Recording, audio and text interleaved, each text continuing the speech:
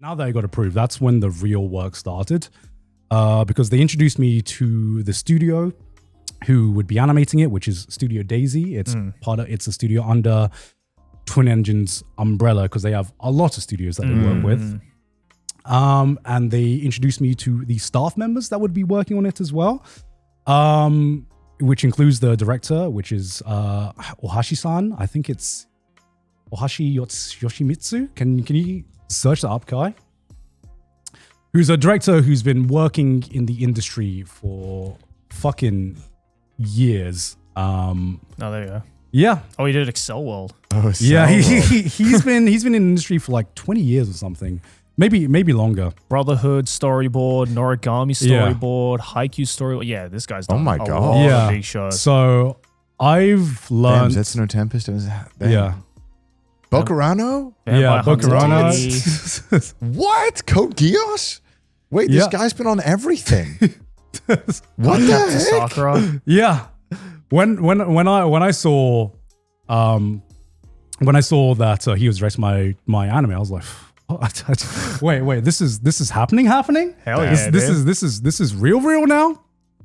So yeah, Ohashi-san is directing my work, and the first thing he says to me is after looking at my script, he liked the story. I wanted to make like a 15-20 minute short film. The script I submitted was 30 to 40 minutes. Oh, damn. So Okay. like the story, but we're gonna have to trim things down. Was there ever a conversation of being like, all right, we'll just double the episode time, or was that just out of the question? So I'll be completely transparent and say this particular project is almost completely self-funded. Damn. Yeah. And I was like, there was a huge conversation where, and I still get this conversation where they asked me, how are you going to fund this? And I was like, I'll self-fund. It's being partially funded by Geeks Plus as well. They thankfully helped me, but most of it is myself. And animation is expensive, Oh, yeah. as you know. And so Geeks Plus will pitch me ideas. They were like, okay, maybe we can, do something like Konosuke-thon where we can pitch it to sponsors and maybe we can do like some kind of product placement. And I was like, That'd be so funny. and I was like, That will work. This anime is sponsored by Raid Shadow Legends. Yeah, I just don't know if that'll work. Yeah, I was like, the I don't know. cyclothon, luckily we got like 12 hours of runtime a day. Yeah, I was like, I don't know if that's the vibe where you're in an isekai world, and I'm like, and one of my characters is like, yo, what is this gamer subs? What is this earthly gamer subs that you're drinking right now? Yo, let me get a sip of that. Let me get a sip of that. It's like Konobangumi wa Raid. Gamer subs. Gamers. So basically, there is a reason, audience, why I took as many sponsors as I could for the last 2 years. It was to fund this one project. So thank you very much, Hoyoverse. I know Genshin fans are still waiting for the Hoyoverse anime, but Hoyoverse don't know it. But they have indirectly funded this anime. They didn't know. Yeah, they didn't know. But basically, it was all the work that I did on my personal projects. I basically funneled everything into this one fucking dream passion project. Because the first meeting I had, and I still get this conversation, was a different conversation to the director. I have to talk to like producers and people at Twin Engine. They must have been like, what the fuck? How? No. They were like, all right, this sounds like a great idea. So, what's the business plan? How are you gonna how are you making money from this? Is there anything we can help you with? And I was like, That's the great part. literally, I was like, that's the funny thing. I don't. I will be releasing merch. Thanks to Joey. Joey is the only way that I can help not being like the red. Not being like the red.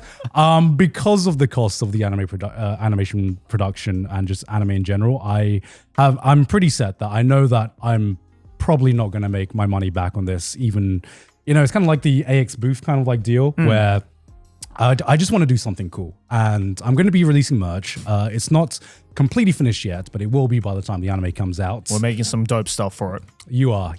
I'm very, very excited, but I pretty much know that this project is going to be losing money for me, and I'm completely fine with that. Having to explain that to people, veterans of the industry, is like the face they make is. It never gets old because You're doing what? yeah. Every time I talk to a new person, they're like, "Okay, so you're not making any money, so you have no business plan for this." And I'm like, "Yeah." And they're like, "Okay, where do you plan to release this?" I'm like, "On YouTube. I'm going to be releasing this on YouTube." And they're like, "Okay, are you going to be charging membership fee?" I'm like, "Nope, For free? I'm going to be releasing it for free. It's on my channel. That's it." That is the business plan. This is my dream project. I just want as many people to see this as possible. Yeah, of course. I don't know what to say. And they're like, okay.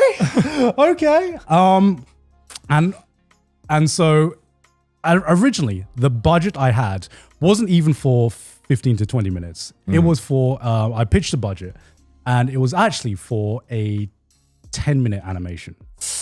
After talking to the producer at Studio Daisy. Okay. And I'm like, all right, double it. Double it, give it to the next person. Double it, but also give it back to me. I got to take a few more sponsorships, but I think I can still double it. I think Speed dial Hoyer versus like, we're going to need double the sponsors, boys. Keep it rolling. I'm like, Geeks Plus, can you get me more sponsorships, please? Because I was like, I tried. And the producer at Studio Daisy, Yoshihara-san, every time I talk to her, she's like, wait, I can just ask for more budget? Wait, and you're going to say yes? What? Wait, I can do that with this? Because I basically said, if there is anything you need to make the project higher quality, make the project to fit in the vision that I want it to be, please just ask me for an increased budget, and I will make it work. Slam it down on the table. Yeah, I will make it work. Yeah. And she's like, yo, this is this shit is unheard of. Yeah, no, legit. So I'm so thankful for the go-to team that I had who basically helped me make this anime. I haven't even fucking talked about this anime. This is. I mean, the story is so interesting. Yeah, the backstory is mad because I am filming an entire documentary because I think the backstory to me at least is interesting at least. Yeah, absolutely. Because it has humbled me so much just to be working with people in the industry, and there's me, anime YouTuber. I have an idea of the story, but I do not know as much as I should know for a person who is getting into this position. So they've helped me, give me so much advice, and Ohashi-san is such a wealth of knowledge in the industry. We'll just be chilling out, and he'll just drop this huge fucking lore of like some anime that he's worked on. But yeah, still after like increasing the budget 2 times, we still had like massive issues cutting basically half the story off. Yeah. Right. It still takes a lot of time and a lot of effort. And we actually went behind schedule because we had weekly meetings that would go on for maybe 4 hours. Like for an entire month. And we got pushed back behind schedule because of these meetings, and we're trying to figure it out. And Ohashi-san was like, so there's something we do in the anime industry when we're in like a writer's block or whatever. Sometimes we just take a retreat to like an onsen or something. And I was like, that's really cool. And he was like, we should go on a retreat. Let's run it back. God's paying. Let's go. Hey, let's just increase the budget. Let's go on a retreat. We'll figure this out in the onsen. We'll have a team retreat. Luckily, we figured out something, which I'll explain more. Without needing an onsen? Without needing an onsen. It actually is. It came to me in a dream.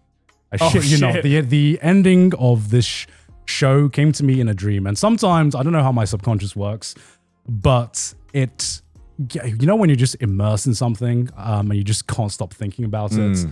I was just in bed after going through a lot of research, a lot of talking to my mum as well. And I just had this like the most vivid dream of my life. And I'm not someone who dreams, right? And it sounds like something from like a movie or something, but I just like woke up in a cold sweat. Sydney's like, honey, are you okay? And I was like, I've got it. And for once, I wrote it down, and the thing I wrote down mid-dream did not fucking suck. It was banger. It actually worked.